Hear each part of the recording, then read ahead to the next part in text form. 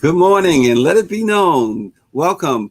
Today, we have a very, very special program for you today. We're going to talk politics and everything else with the Kingmaker himself, Congressman James Clyburn. But first, let us bring on our president and CEO, Dr. Ben Chavis. Good morning, Dr. Chavis. Good morning. I'm very excited to welcome back to the Black Press of America, Congressman Jim Clyburn, the Majority Whip of the Congress of the United States. Yep. Welcome, Congressman. Thank you very much for having me. Oh, it's a privilege. It is a privilege. And look, we know we only got a short time. 30 minutes goes real quick. So, Congressman, let's get right into a lot's going on. We're going to talk about what's going on in Washington, what's going on in South Carolina. First, what's on a lot of our minds is the $1.9 trillion rescue package that President Biden has put together. Give us your thoughts and how things are looking at the moment. Well, that rescue package is exactly what it says. It is to rescue an economy. And I've been asking people, don't call it a stimulus because we're not there yet. What we've got to do is try to make people whole again. How many people you know that are really far behind in their mortgages? How many people we know who are need to pay their rent and other kinds of things that they're falling behind in? So this package is designed to rescue that. Now, you look at the number. All of us want our kids back in schools. I've got two grandchildren who they have not really been in school, of all intents and purposes, since March of last year. Almost a year now they've been out of school. So for them to get back in school, we got to get the schools safe for them. We got to look at these HVAC systems and get them fixed up. We got to get them immunized, and they got to get their teachers immunized. So all of this is designed to get kids back in school, get families and their households stabilized. And so you go through this package, and then there's some people who just got to try to keep up. And that's what this $1,400 for.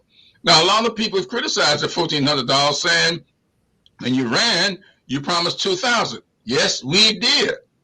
And they got $600 of it. That's all the Senate Republicans would agree to. So you got the $600. So we're now putting the $1,400 that we talked about to make it $2,000. So I think it's a bit unfair to say that we promised the $2,000 on top of the $600. That is not what we did. Everybody was talking about $2,000, and this makes it $2,000. So if you look at this and go through it piece by piece, you see that President Biden is keeping his commitment, and you'll see that it's a big number, but we got a big problem. And we should not try to solve a big problem with a little amount of money.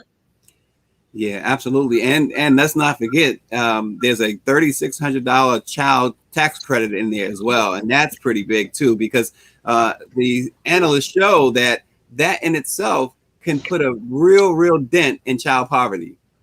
Absolutely. In fact, I was on I call them all of them Zoom. I don't know what it was yesterday with the leadership of the House. And I said to Nancy Pelosi, have you been able to get your girl from Rosa DeLauro down off the Cloud 9? Rosa, ever since I've been in the Congress, I've been there 28 years. She was there when I got there.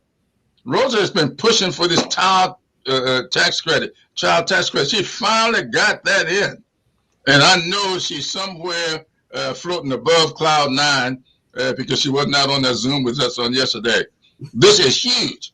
It will bring millions of children out of poverty, much like Social Security did for senior citizens back in the 1930s. So this is a huge deal, and the American people ought to be satisfied that they made the right investment last November. Yeah, and Congressman, staying with that for 1 second, I understand, too, that there's some sort of disagreement on who should distribute those payments, whether it's the IRS or Social Security. Tell us a little bit about that, too, because it seems that, and I saw Mitt Romney speak about this as well, but why is that such a big issue? Well, I don't know if that is just anything more than what I would call partisan theater. You know, there are a lot of people, believe it or not, do not believe in Social Security just because of the term. I do believe that Social Security is what saved senior citizens in this country. It's a floor rather than a ceiling. And of course, there's some people who don't believe in the IRS. If you recall, there have been attempts made to undermine the IRS. So I don't know that that's a big argument that will make a whole lot of difference. But I'm not an expert in that field, so I won't venture an opinion. So Congressman Clyburn, you know, we represent the Black press of America all over the United States, including there in South Carolina. What would you have us to do in terms of getting the word out about the importance of the American Rescue Plan that's been put forward by President Biden? You know, there's a lot of misinformation out there on social media, and sometimes even the mainstream media is not focused on the American Rescue Plan like they should. And if it's going to have the consequences that you've stated this morning, tell us what, because we want to be helpful to get the word out to Black America. Well, Dr. Chivers, you know that I'm a big proponent of Black media, and I am a critic of the way we evaluate Black media. In fact, I'm a critic of the way we evaluate media at all. And I do believe that we in the government bear responsibility for that.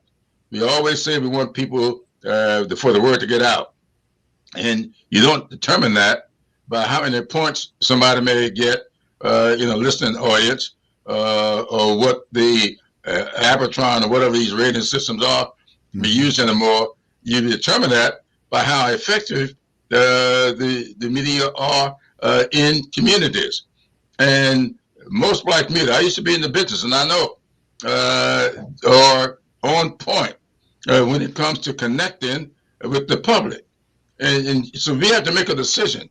Do you want to connect with the public, or do you want to run up your ratings or make your point system, whatever it might be? And if you want to connect with the public, then you ought to look at Black media. I remember when my dad was getting into what I would call senior status, though he was younger than I am now.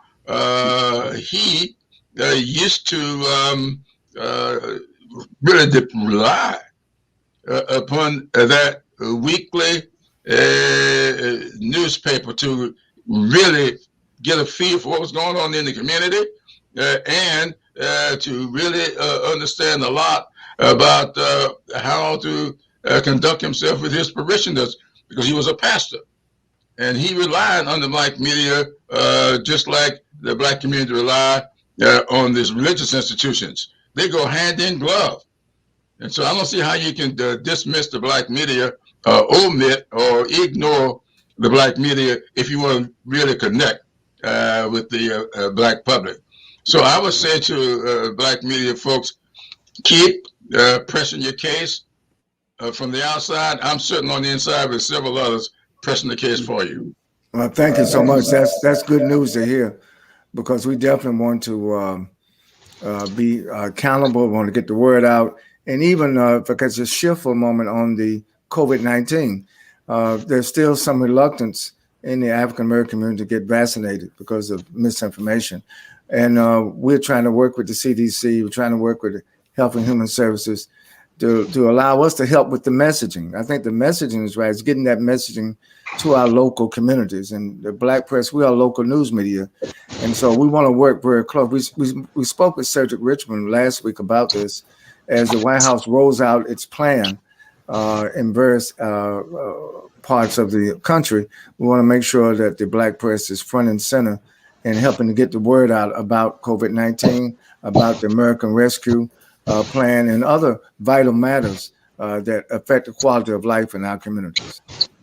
Well, that's great. Cedric and I talked last night, and I plan to talk to him again at least one time today, probably be more than once, I'll be sure to reinforce that when I talk to him today. Great. And Congressman, I want to take you back a little bit. About a year ago, where you cemented your legacy as the Kingmaker. Just the day before you endorsed the president, Dr. Chavis, of course, sat down with Joe Biden in South Carolina for a great interview with the Black press. The next day, you endorsed him. At that time, Congressman, we know that the then former vice president was trailing in the polls. And those two incidents, Dr. Chavis' interview, and then, of course, your endorsement really took him over the top. He never looked back. What went into that process, your thought process at that time, Congressman, in selecting Joe Biden to endorse him? Well, Dr. Chavis and I talked during that time. We were down in Charleston together. Yes. And we talked about, I think I told him what I was going to do. I don't know if I did or not, but my wife had passed away several months earlier. In fact, this was in February 2020. Emily passed away in September, the previous September. And right after my fish fry, which was attended by over 7,000 people, biggest fish fry we'd ever had. We had 20 some odd candidates running for president, the biggest number we ever had. And that night she was ill and they could not go to the fish fry. When I sat down with her that night and I said to her what a great fish fry it was, and I said, it's going to be tough trying to make a decision among these 20 candidates. And she said to me, if we really want to win, and I think we do, we'd better nominate Joe Biden. I think he's the best candidate to put up against the incumbent. Well, that stayed in my mind because Emily's always pretty astute at these kinds of things. And so just before going down to Charleston, I stopped off at the funeral at Lower Richland here outside of Columbia of my longtime accountant.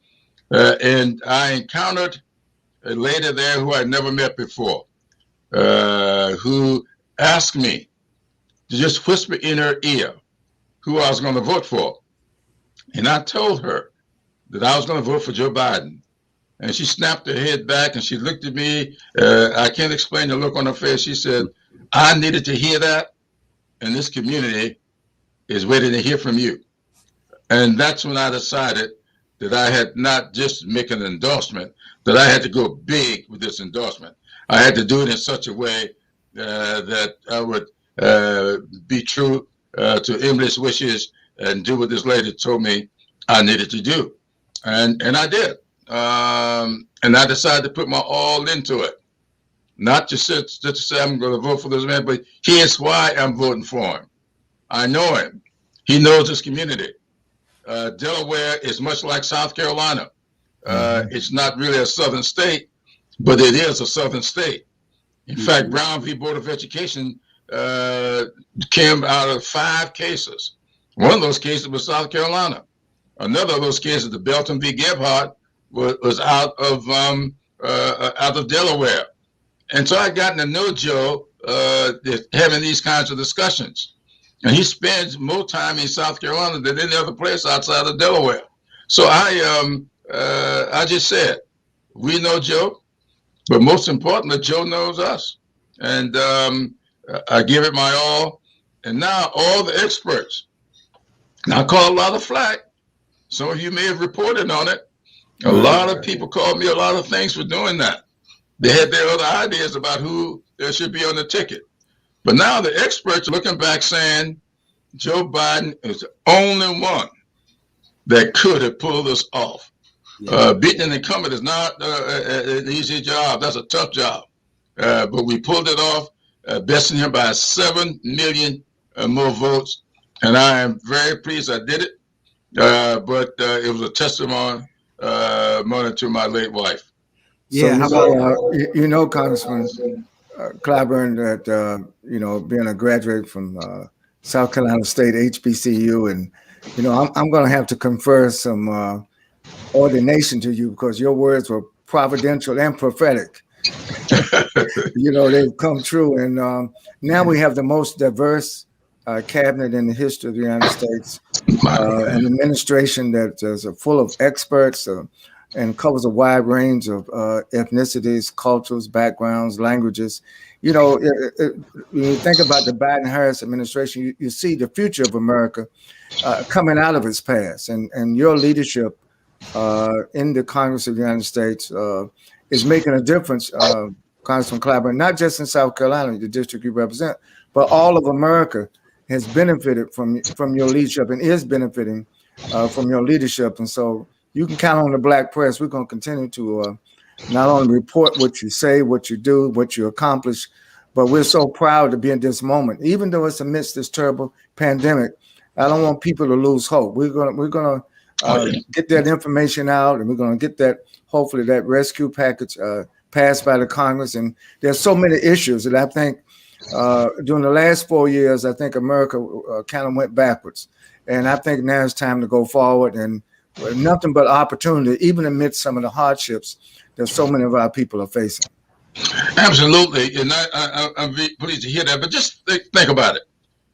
You just mentioned you talked with Cedric on yesterday. Yes. I talked to him last night.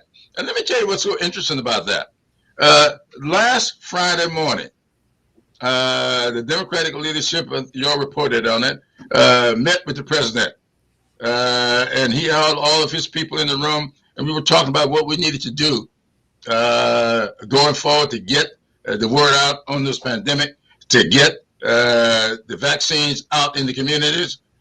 And it was out of that meeting that we talked about how critical community health centers would be to this process. This was right after this, you were talking about the CVS's and the Walgreens. Yes. This was last Friday. Yesterday, here we are on a conference call with the President of the United States, saying, how do we go about implementing the stuff that came out of this meeting? How do we connect with these community health centers?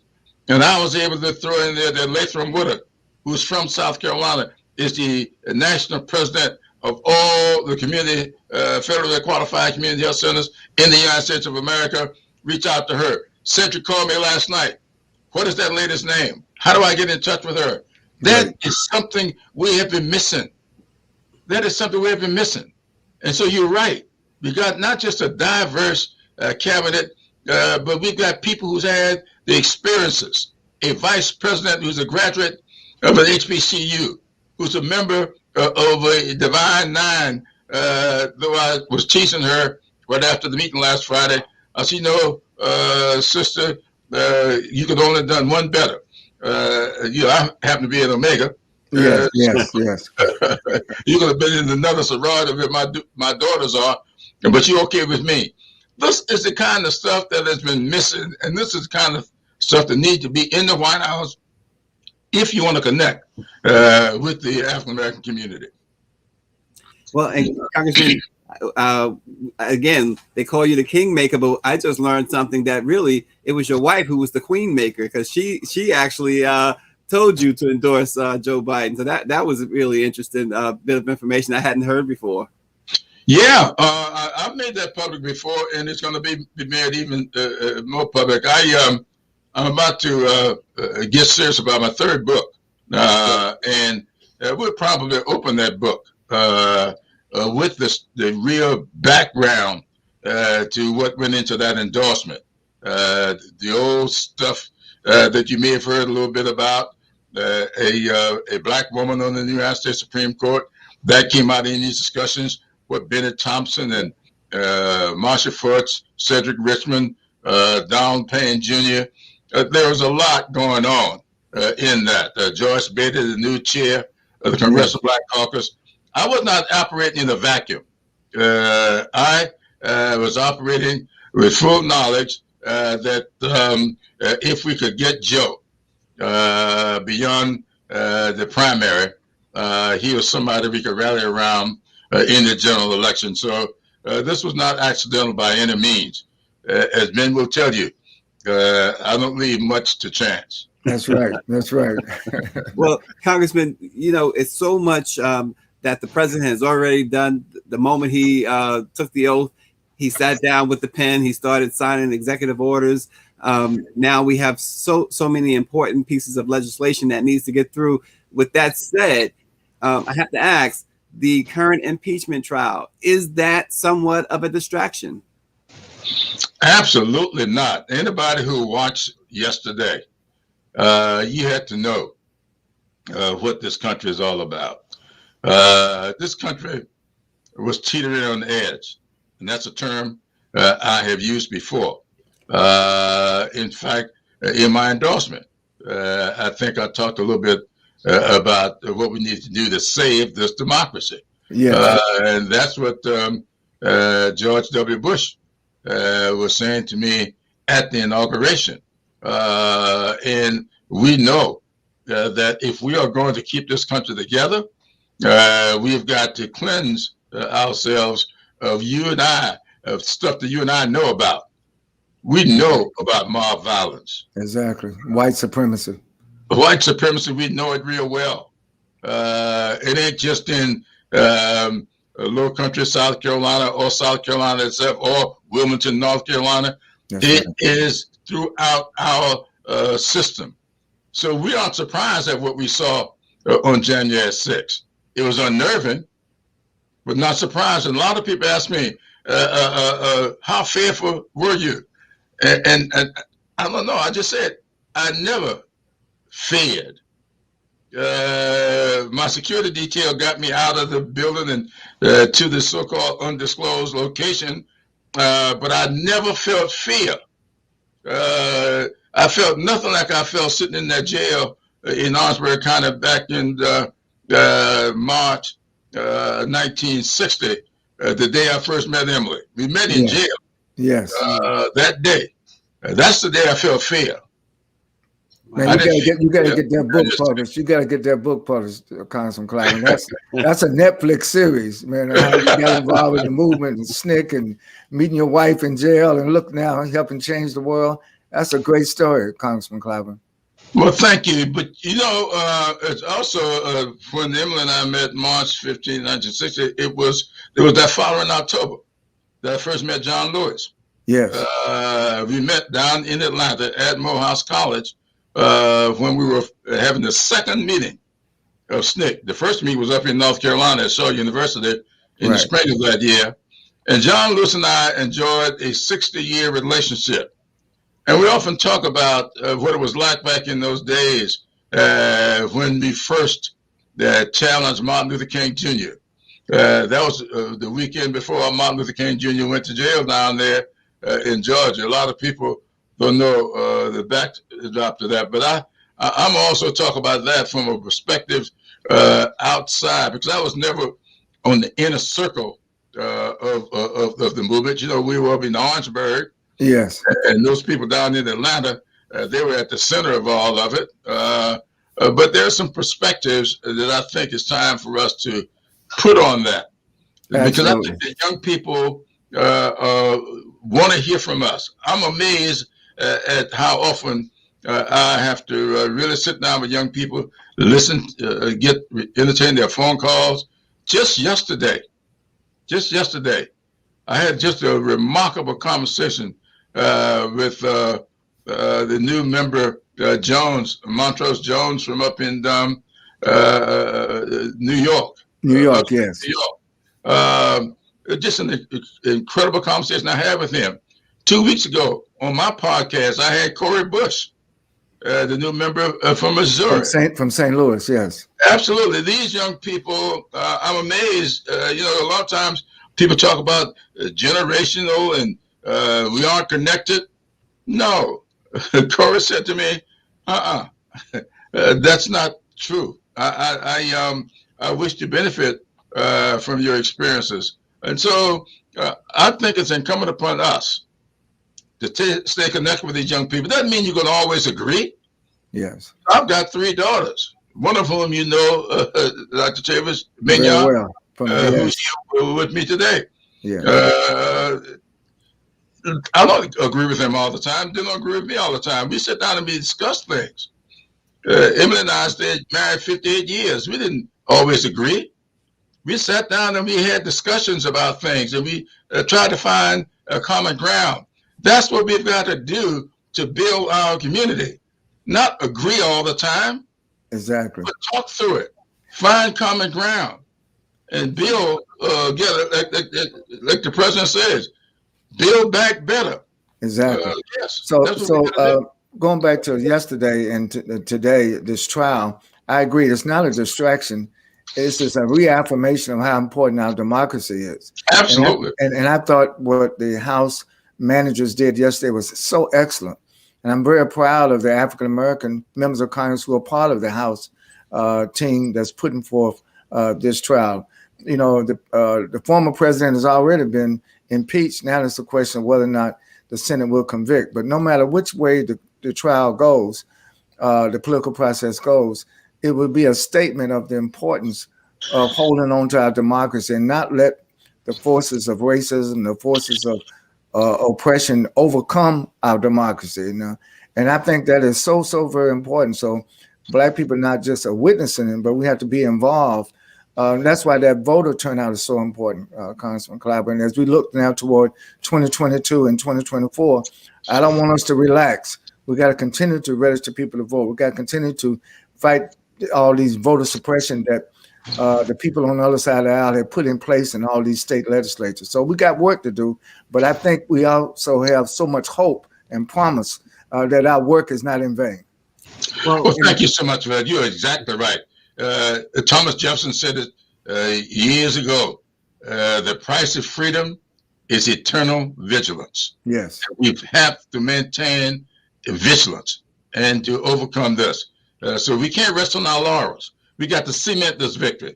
Yes, it was a tremendous victory in that last November, but we got to build on that for the next 2 years and cement that coming 2 years from now, because a lot of people think that we are going to lapse back into the minority. We are going to sentence Joe Biden to a second half of his administration under reactionaries in the House and the Senate. But you and I can work together. Absolutely. And make sure that does not happen. That may be the rule, but there are always exceptions to the rule. Let's make 2022 an exception. Yeah, and Congressman, I got one quick follow-up to that. Dr. J was mentioned making a statement, but what kind of statement are Republicans making? They were victims of that insurrection as well. Yes, and I was just thinking this morning as I listened to some of the reports, and I've said this before, with each passing day, I can understand what happened in Germany back in the 1930s. I used to wonder when I used to teach history, how could a people allow itself to get taken over by Adolf Hitler, who they had elected chancellor? Adolf Hitler was elected. And he went about the business of discrediting the press, yes, taking over religion, swastikas throughout all the churches in Germany. And next thing you knew, you had a big dictator on your hands. That was the playbook that Donald Trump was following. That's why I said on Don Lemon show way back in January of 2018, this man is not planning to leave the White House. I said that to Don Lemon way back then. A lot of people thought I was crazy. I compared him then to Mussolini. And now I noticed that quite a few other people are referring to him as Mussolini.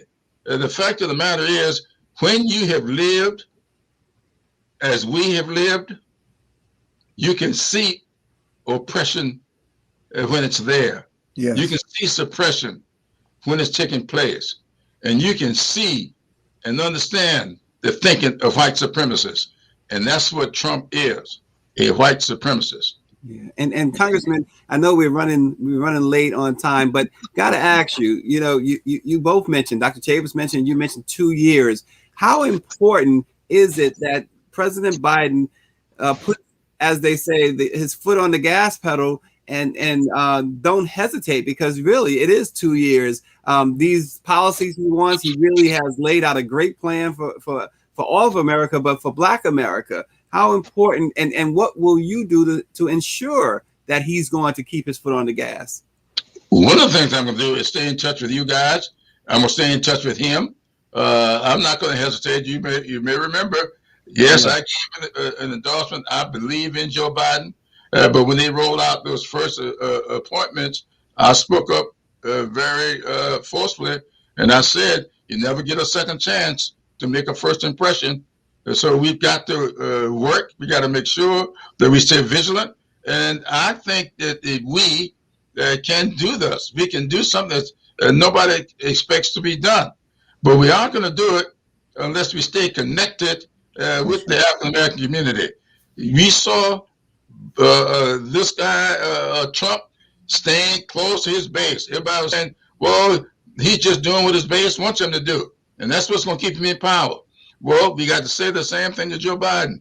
Do what your base wants you to do, and you will stay in power. In this instance, he's got a base that believes in America. He's got a base that believes in democracy. He's got a base that believes in the fundamentals found in Matthew 25:45 and all those verses leading up to it. Yeah. Well, all right. We really appreciate I want to thank the Reverend Congressman Jim Clyburn. He's on point scripturally. He's on point politically. He's on point economically. And this is Black History Month, Brother Clyburn. And of course, we tell people the best way to celebrate Black history is to make some more history. And Absolutely. Jim Clyburn, you are making Black history. Yeah. Thank you very much, guys. And thank you so much for having me. And let's stay in touch. Let's make sure we get this done.